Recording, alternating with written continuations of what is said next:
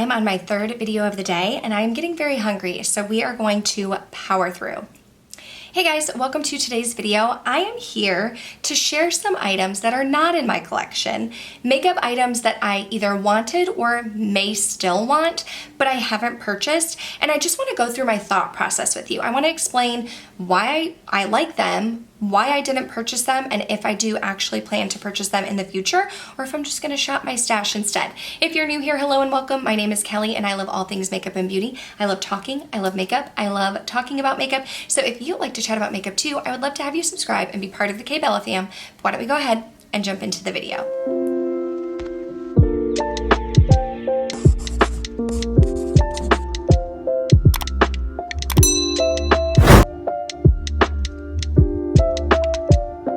Okay, I am going to go ahead and scoot over. We're going to be inserting pictures because I don't own any of these items, and we're just going to go by the order of how they are in my phone because I screenshotted pictures. First up is the Giorgio Armani blush, specifically in the shade Euphoric Peachy Pink. So when I saw these blushes, of course, I love Giorgio Armani, I love the Sea perfume, I love their Luminous Silk Foundation. And these blushes, I felt like looked very luxurious. It looks like some of them have a sheen, some of them are more matte. The Euphoric Peachy Pink is the one that stood out to me. And while I have no doubt that I would absolutely love this blush, it is Armani, so it comes with a hefty price tag. But on top of that, like, how many times do I have this color already in my collection?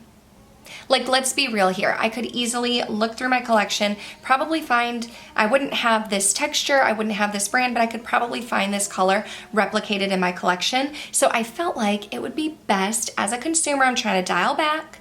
I'm trying to be a more thoughtful consumer. So I thought that it would be best to pass on this blush. It's not to say that I don't love it or that I don't still want it in my collection, but I don't see myself purchasing it.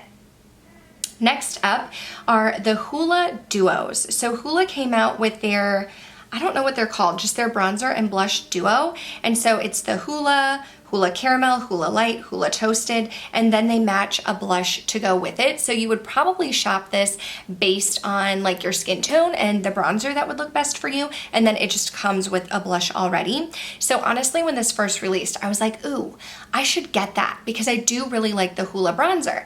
The thing is, I already have a Hoola face palette that has Hoola in it and Cookie and blushes. Now I find that I don't reach for face palettes that often, so I don't get as much use out of it as I might a duo, but this would be like repurchasing something in my collection. Like I would be repurchasing a bronzer that I already have.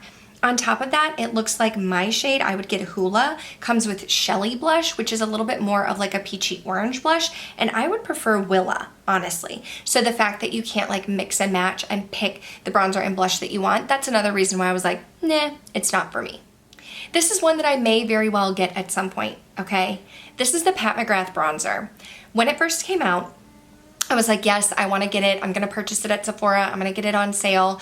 And then the colors on Sephora were not their full range of colors. So there was one specific shade, I don't remember what it is at the moment, but there was one specific shade that I thought would be for me and I was going to purchase it. And honestly, like I was on the Sephora site, I would have purchased it, but they didn't have that specific shade. The other one that I felt like would work for my skin tone, Bronzed Dawn, was a little bit warmer and I was hoping for one that was a tiny bit cooler. So I never ended up purchasing it just because the shade match wasn't right for me, but that's not to say that I won't purchase it. I love my Pat McGrath blushes.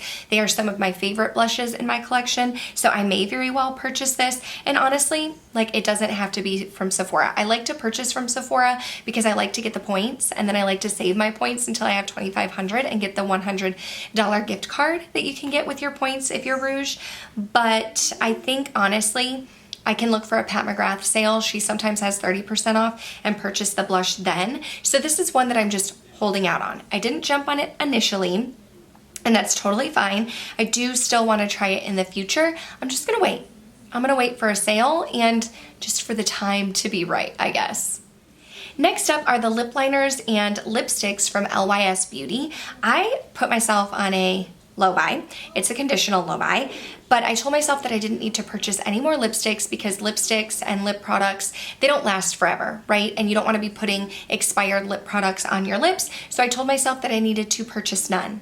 Now I have not followed that, okay? I need to do an update on how my low buy, no buy is going. I have not followed that. I've definitely broken that rule, but that's the reason why these interested me. I wanted to try them out. LYS is more affordable, one of the more affordable brands that you can find at Sephora. I thought it would be great to buy a lip liner and lipstick, and I may at some point purchase these because I do like, I think Dreamed would be a beautiful lipstick. I think Sincere would be a beautiful lipstick. I like the Romantic lip liner. I like the Driven lip liner. I like the Devoted lip liner. I may purchase these at some point. I just felt like now wasn't the right time.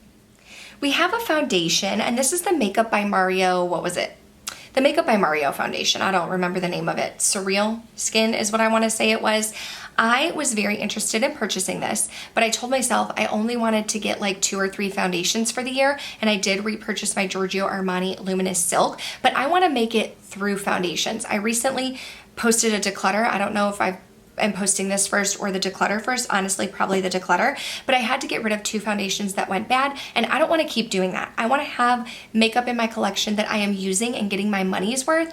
It does me no good to spend all of this money to have a huge collection and then for it to go to waste. So that's why I didn't jump on this foundation. It's not to say that I wouldn't love to try it. I haven't asked if Sephora does samples recently. I know like right after COVID they weren't doing samples anymore. Honestly, if they were doing samples, I would love to go in store and ask for a sample of this. I've heard mixed reviews. Some people said there are glitter specks, which I would not be a fan of. Other people said it just gives you a nice healthy sheen. I do have dry skin, so I'm still interested in trying it, but I'm not interested enough in purchasing it and then telling myself that I'm like maxed out on foundations, if you know what I mean.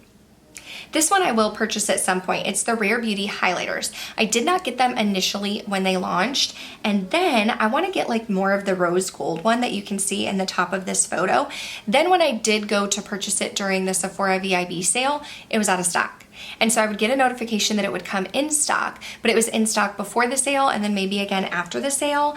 And I kind of wanted to save some money on it. So this is one that I still have my eye on. I would still love to try it. I've heard really good things about these highlighters. People are still raving about them, the people that have them. So I would like to purchase it.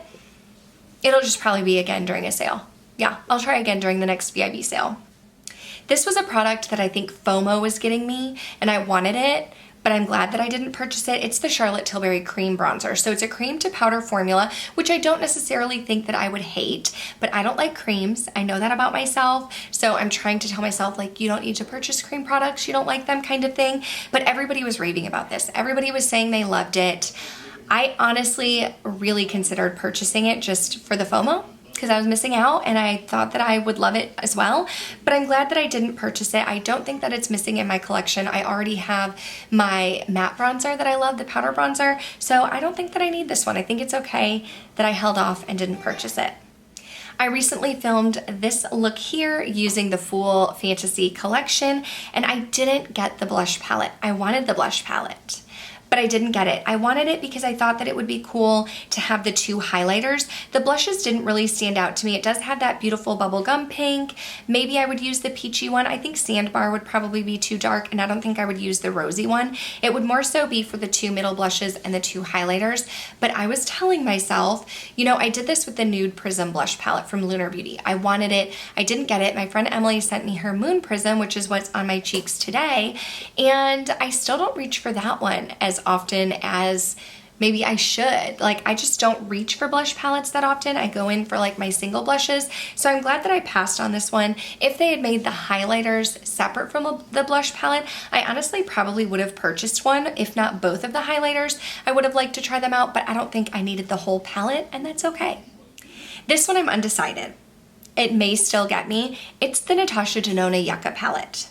I have no doubt that I would love this. Natasha Denona eyeshadows are some of my favorite formulas. The midi palette, my favorite size of Natasha Denona. This color story, I love it. They have beautiful sparkly shimmer shades. They have nice neutral shades. I have no doubt that I would 100% love this eyeshadow palette, but I was asking myself, do I really need it though? Are these replicated in my collection already? My friend Linda from Glitter Fallout did a nice video using this palette where she created a look, but she also talked about some other palettes that it's similar to.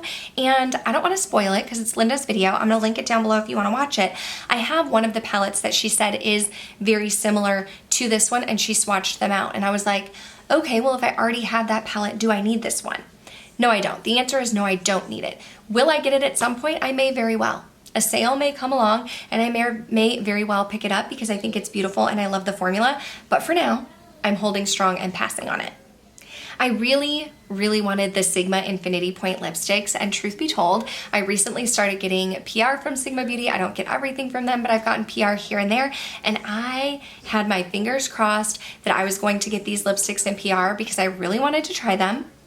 However, I did not get them in PR, and that is totally fine, and I would love to try them at some point, but again, I'm on a no-buy for lipsticks, and I keep purchasing lipstick. This is a new lipstick that I'm wearing here. I purchased the Lunar Beauty lipstick, the Icon lipstick and the Milk Tea lip liner, and then from the Full Fantasy collab between Laura Lee and Manny MUA, I did purchase one of the lipsticks that I'm wearing right now. So again, I need to take a break from buying lipstick, but maybe in the new year because I would really love to try these ones out.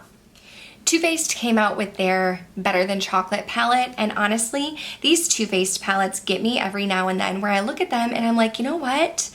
I would love that color story. No doubt, I would probably love that color story. I would love the green. The bright blue is fun. The Sugar Rush pink shade is fun.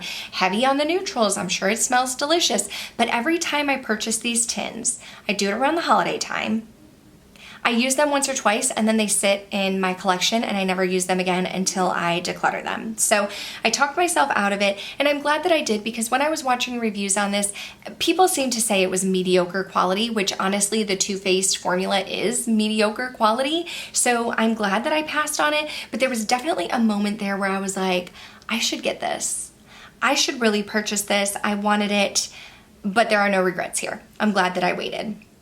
And the last product that I'm going to talk about in this video is the Nomad Royal palette. Is that what it's called? It is the Royal Europe palette. So I thought the packaging was stunning. I think the Nomad embossing on the shadows is beautiful. I really like the matte formula of Nomad Cosmetics. I did just get their Ok Van Gogh Safari palette. I thought that this would be fun because my husband and I have been to Europe multiple times. So I've been to the Palace of Versailles. I've been to Buckingham Palace. I've been to, what else in here? I mean, I've been to several of these places. I love Europe. I thought it would be fun. But again, overall, this is a colorful palette. So yes, I love the packaging. Yes, I love the embossing, but am I actually going to use the shadows? Probably not. So I passed on it, but I still think it's a beautiful palette. And I think if you're a color lover, it would be a great option for you. I just don't think it was the right palette for me, and I'm glad that I passed on it. Okay, but that's gonna do it for this video. My daughter just got back from church. I am very hungry. It is noontime here, lunchtime. I need to go eat. If you liked this video, please go ahead and give it a thumbs up. I would love to know your thoughts on any of the products that I mentioned. Do you have them? Are they on your wish list? Did you pass on them? What products have you had on your wish list that you passed on? And is it something that it's completely you're not getting it, or are you still waiting for the right moment? I would love to know. Otherwise, that's gonna do it for this video. Thank you guys so much for watching, and I'll see you in the next one. Bye.